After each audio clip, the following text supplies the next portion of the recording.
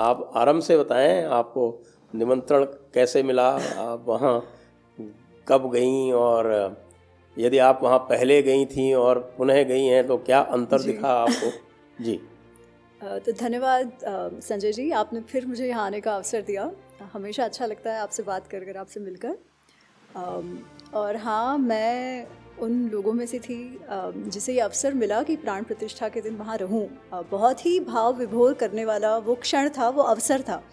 तो सबसे पहले तो जैसे आप पूछ रहे हैं कि कैसे इनविटेशन आया, तो आई थिंक नवंबर एंड में मुझे एक फ़ोन आया, समिति से फ़ोन आया था, राष्ट्रीय स्वयं सेवक समिति से, कि मैम हमने देखा है कि आप रामायण महाभारत पर काफ़ी कुछ बोलते हैं, लिखते हैं, तो हम आपका नाम भेजने वाले हैं प्राण प्रतिष्ठा के इनवाइटी के तौर पर, तो आप जाएंगे क्या? पहले तो मुझे लगा कोई प्रैंक कर रहा है कि क्या है, मतलब यू नेवर नो राइट, कि कोई मस्ती कर रहा है और फिर पता चले मेरे फ्रेंड्स ही मुझ पर मस्ती कर रहे हैं। तो मैंने कहा कि क्या कह रहे हैं आप, ये सही है? तो बोले हाँ मैं XYZ हूँ, यहाँ से बोल रही हूँ। तो मैंने कहा देखिए, अगर आप सच्ची कह रहे हो तो आपने सोचा, आप मेरा नाम भेज रहे हो, तो मैं कैसे ना कहूँ, 100% या 200% मैं जाऊँगी ही जाऊँगी। तो वो बोले ठीक है, पर आप इसको कंफर्म मत मानिए, क्योंकि हम तो सिर्फ नाम, हम प्रस्ताव देते हैं नामों का, फाइनल जो है वो तो प्राण प्रतिष्ठा की जो वहाँ की जो टीम है, समिति है, वही निर्णय लेंगे। तो मैंने कहा देखिए, आपने ये विचार भी किया कि मैं वहाँ जा सकती हूँ, मेरे लिए वही बहुत बहुत बहुत बड़ी बात है, इसलिए मेरे लिए आपने सोचा वो भी बहुत है, अभी आए ना आए वो श्री राम जी जैसा चाहे। तो वो बोले ठीक है। फिर उसके 2-3 सप्ताह बाद मुझे व्हाट्सएप आया प्राण प्रतिष्ठा से कि ऐसे ऐसे आपको निमंत्रण भेजा जा रहा है, आप कंफर्म करिए आएंगे कि नहीं। बस उसके बाद फिर हो गया, फिर उसके बाद तो जो यूजुअल प्रोसेस था, रजिस्ट्रेशन वगैरह, वो हो गया। पर जब वो, मुझे याद है कि जब वो व्हाट्सएप भी आया, तब लगा कि नहीं, ये सच्ची हो रहा है। और संजय जी, मैं बहुत छोटी थी जब ये बाबरी मस्जिद वाला, बाबरी ढांचे वाला जो पूरा कार सेवा चली थी, पर मुझे याद है कि घर पे इसी बारे में बात होती थी। मुंबई में मैं पली बड़ी हूँ और मेरी माँ जो है वो डीपली इसमें इन्वॉल्व थी, भले दूर से पर डीपली इन्वॉल्व थी। तो तब क्या चल रहा था, क्या भाव था, सब जो साधारण लोग थे वो किस मनोदशा से थे, वो सब देखा है। और उसके बाद जो रायट्स हुए, बॉम्ब स्फोट हुआ, वो तो सब मुंबई में हुआ ही था। तो इमोशनल कनेक्ट हमेशा से था।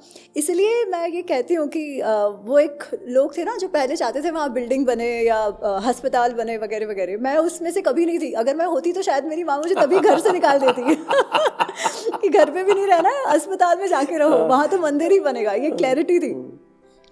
तो इसलिए जब ये हुआ, तो जब मैंने माँ को बताया तो उनके लिए भी ये बहुत बड़ी बात थी कि चलो मेरी बेटी जा रही है। उसके बाद 22 जनवरी का दिन बस समीप आ रहा था और मैं 20 को रात को वहाँ पहुँच गई। अच्छा, ये बात मेरा अयोध्या जाना उसके पहले 2 बार हो चुका था। मुंबई से फ्लाइट ली होगी आपने, आप तो डायरेक्ट अयोध्या हाँ, फ्लाइट बट नहीं, वो पहले बुक हो गई थी ना, तो लखनऊ की फ़्लाइट थी, तो लखनऊ से फिर गई मैं। पर उसके बस 2-3 हफ्ते पहले, सो 30 दिसंबर को भी मैं अयोध्या में थी और उसके 2 महीने पहले भी जाना हुआ था। तो किसी ना किसी कारणवश वो ये था कि श्री राम बुला रहे थे और जाना हो गया था। और जब 30 दिसंबर को वहाँ थी, तब वहाँ वो ऊर्जा तो थी ही, वो श्री राम के होने का भाव तो था ही। और मुझे याद है जब मैं सबसे पहले ही गई थी, तभी तो श्री राम अभी अपने वो टेम्पररी ढांचे में थे, है ना, वो मंदिर तो बना नहीं था, मंदिर का कंस्ट्रक्शन शुरू हो गया था।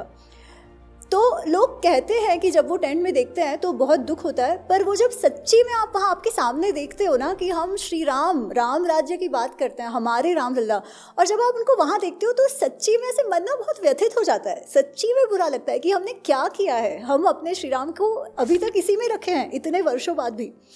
तो वो भाव था जब पहली बार देखा। बट ये भी था कि चलो सामने वो बन रहा है मंदिर।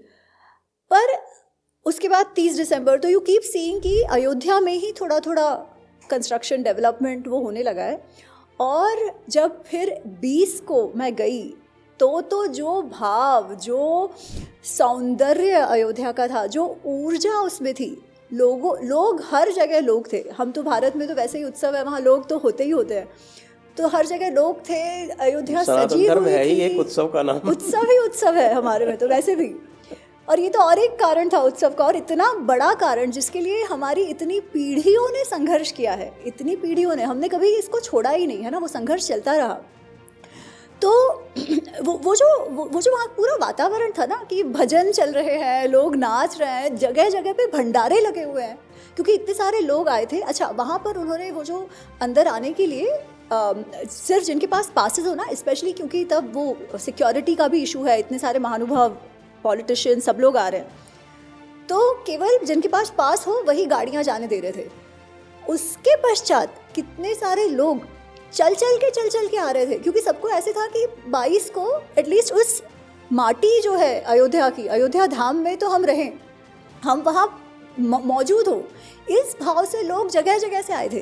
तो और उन सब के लिए भंडारे लगे थे, सब खा रहे हैं, नाच रहे हैं और भजन गा रहे हैं। ऐसे नहीं कि कुछ बॉलीवुड का वहाँ पे था, सब भजन में मस्त है, मशगुल है। फिर और सजावट तो आप सबने टीवी पे सभी ने देखी ही है। वो जब वहाँ जाओ तो वही वो जो ऊर्जा का जो भाव है वो तो कुछ और ही था।